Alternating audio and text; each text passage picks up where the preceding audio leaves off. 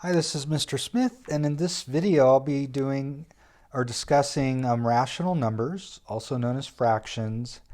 And keep in mind this is from a contemporary mathematics perspective. I really think it's important to know the basic rules for simplifying, adding, subtracting, multiplying, and dividing fractions. That being said, in this course, I think the most important thing is that when you're doing things like probability, that you're not missing problems because of the fractions. And so for that reason, I'll also talk about the use of the calculator. I want you to use your calculator as needed to make sure that you're not missing problems that involve fractions. All right, so let's go ahead and get started.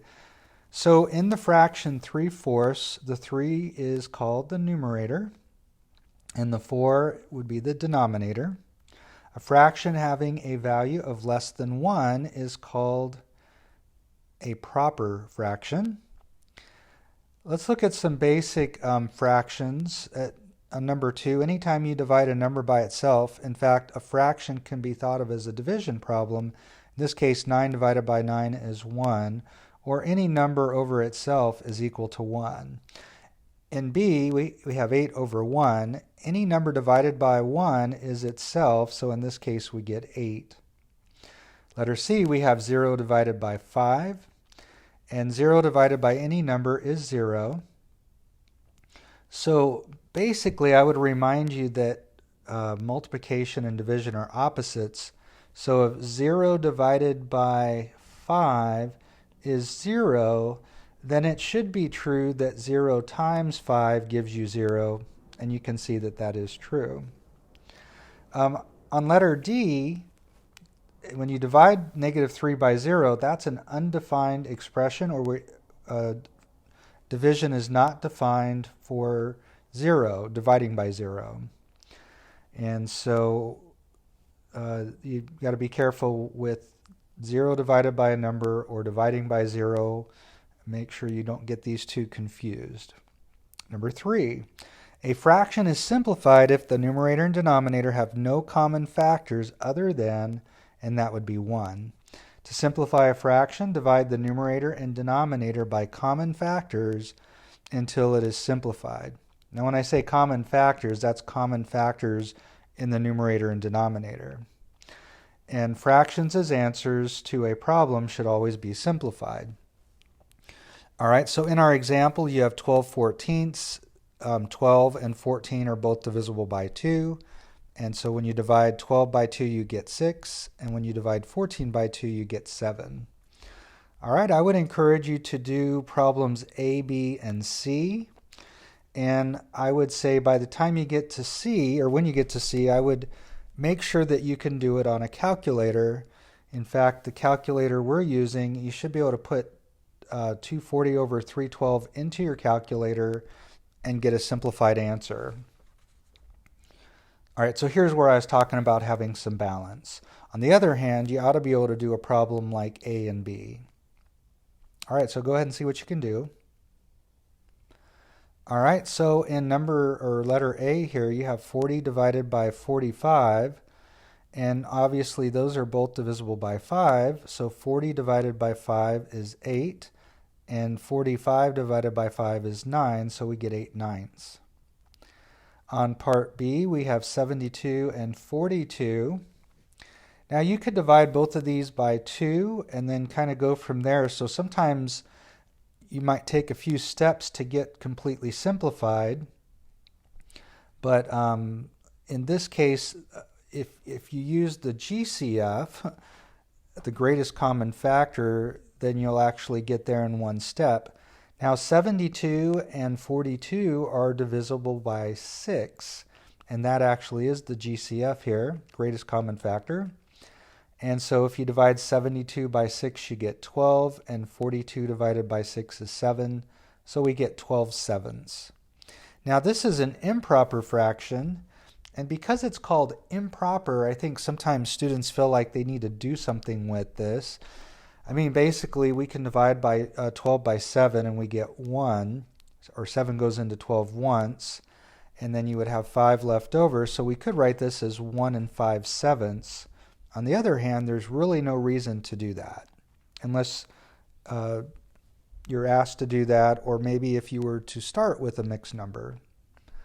All right, so on letter C, it turns out that you could divide the numerator and denominator there by 24, or you could do a couple of divisions, but that simplifies to 10/13. So again, make sure you can do a problem like that in your calculator. When you're doing probability and other stuff like that, I don't want you not getting the right answer because you're simplifying this incorrectly. All right, let's move on to the next slide. So now we're going to talk about multiplication. Turns out multiplication is the easiest of the operations. That's multiplying, dividing, adding, and subtracting.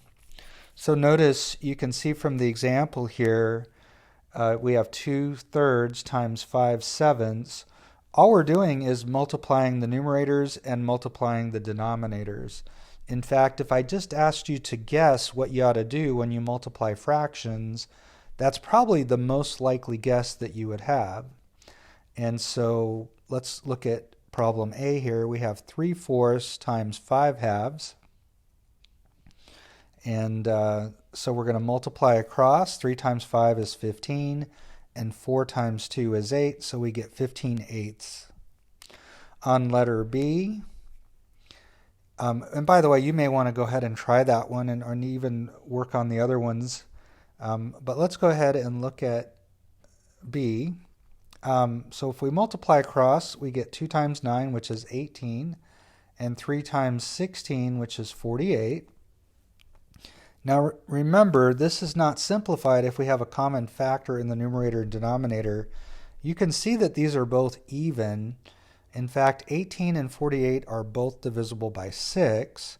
And so divide 18 by 6, you get 3, and 48 by 6, you get 8. And so our answer is 3/8.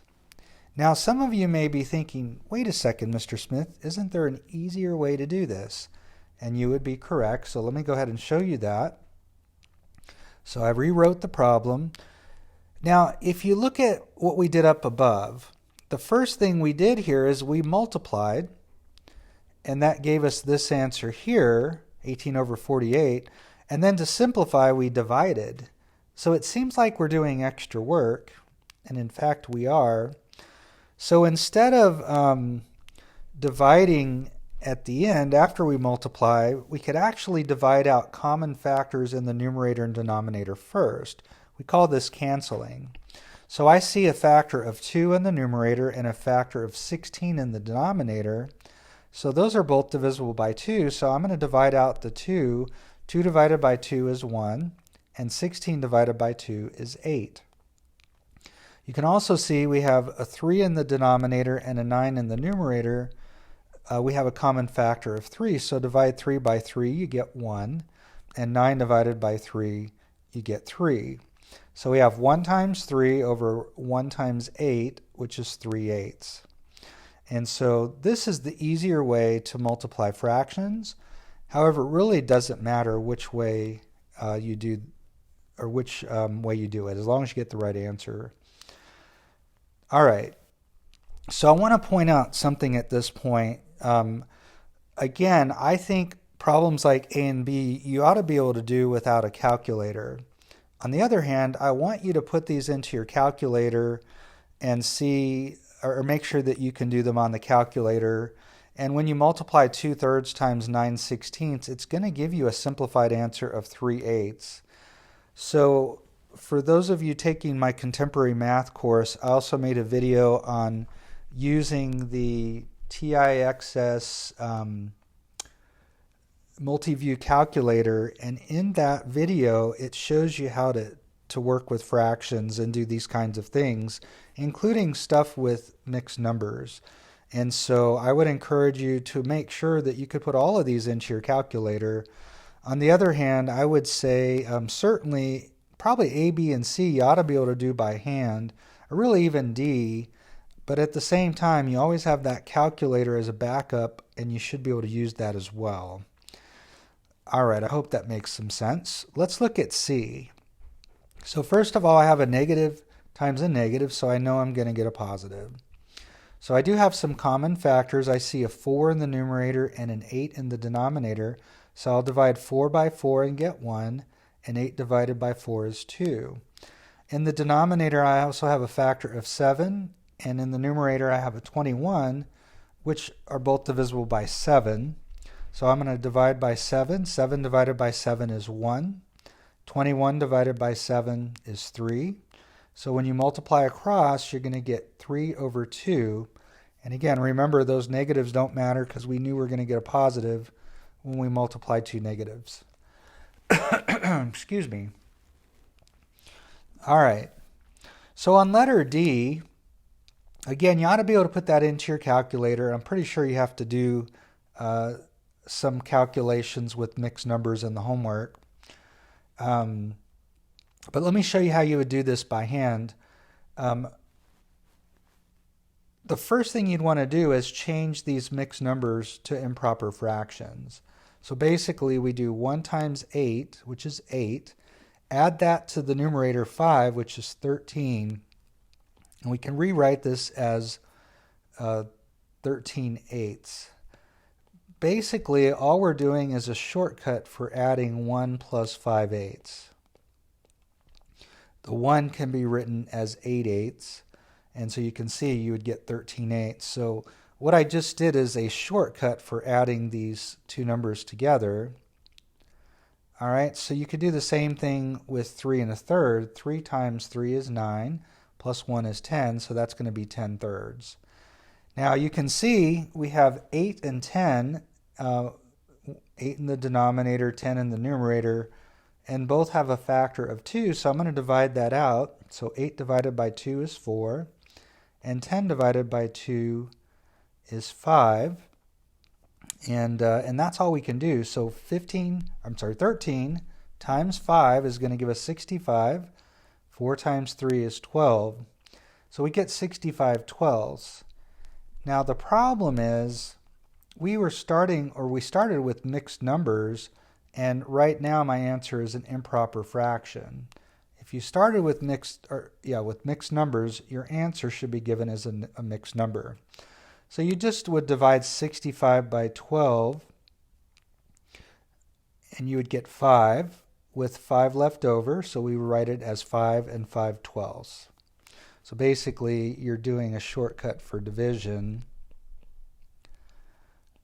You would get 5 times 12 is 60, and you get a remainder of 5, and the 5 is written over our divisor 12.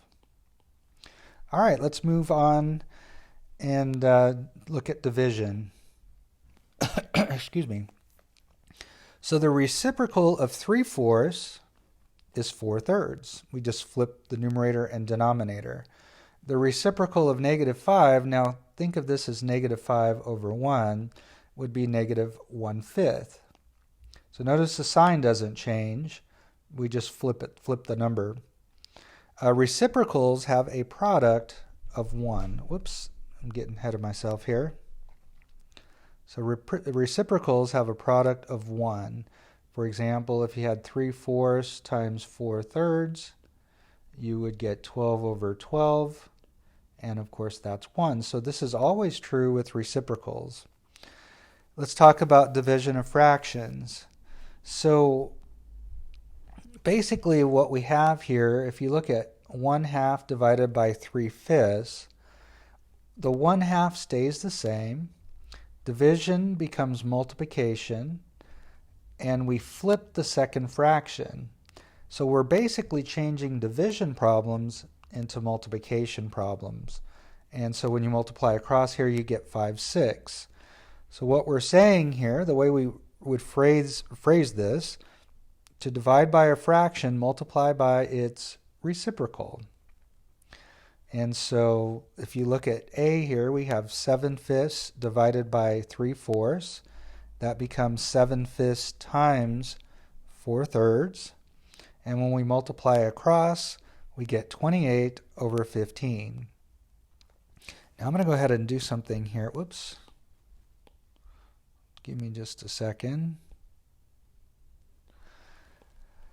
So there, I always remember multiply by the reciprocal, but I know some people use this little acronym. It's called KCF. So we keep and it's not KFC, but it's close. K represents keep. C represents change. So we go from division to multiplication. And the 3/4, that's where we're going to flip. So KCF is another way to remember multiply by the reciprocal. Now, let's see. Why don't you go ahead and see if you can do B? And then on letter C, I would encourage you to see if you can put that into your calculator and get a fraction as an answer. All right, so let's look at this.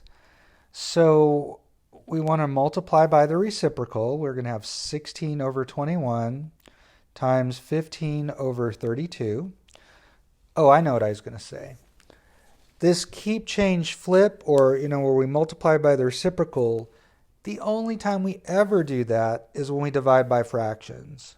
That's the only time. There's no other place where we use this. So just keep that in mind. All right, so in this problem, our numerator and denominator, we have a factor of 16 in common. I could divide 16 by 16 and get 1. 32 divided by 16, I get 2. 21 and 15 are divisible by 3, so I can divide by 3 and I get 7 in the denominator. Divide 15 by 3 and I get 5. And so now when I multiply across, I get 5 over 12. And again, you ought to be able to put a problem like this into your calculator, and it's going to give you 5/12, at least for the calculator that we're using in this course. All right, so let's see how you did on that last one. The answer is, and again, we're using the calculator here, is negative 21 over 4. And then if you change that to a mixed number, which you can also do on the calculator, you can actually go both directions. Again, I showed that all in that other video, and you get negative 5 1/4. And if you want a good test of your fraction skills, try doing that one without the calculator, and that would be a good practice, or a good challenge anyway. All right, so I'm going to go ahead and stop here, and I'll make a second video where I talk about addition and subtraction.